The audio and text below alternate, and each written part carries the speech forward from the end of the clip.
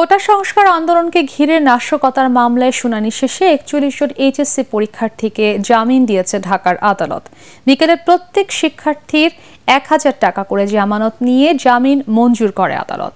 কোটা আন্দোলনের সহিংসতার জেরে আটক এইচএসসি পরীক্ষার্থীদের ভবিষ্যৎ বিবেচনায় শিক্ষা মন্ত্রণালয় থেকে পাঠানো তালিকা অনুযায়ী এই জামিনের ব্যবস্থা করা হয় বলে জানান শিক্ষার্থীদের আইনজীবী মোহাম্মদ সায়েদুল ইসলাম।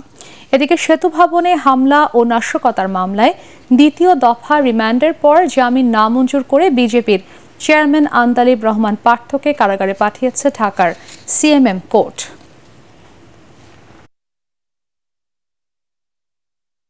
এইচএসসি পরীক্ষার্থী যারা আছেন তাদের জন্য স্পেশালি আমাদের মাননীয় শিক্ষামন্ত্রী মহিবুল হাসান চৌধুরী উনি আমাদেরকে নির্দেশনা দিয়েছেন এবং উনি রিকোয়েস্ট করে স্পেশালি ৪২ জনের লিস্ট দিয়েছেন, যে ৪২ জনকে আজকে জামিন শুনানি করে এবং ওনাদের মুক্তির ব্যবস্থা করা হয়েছে।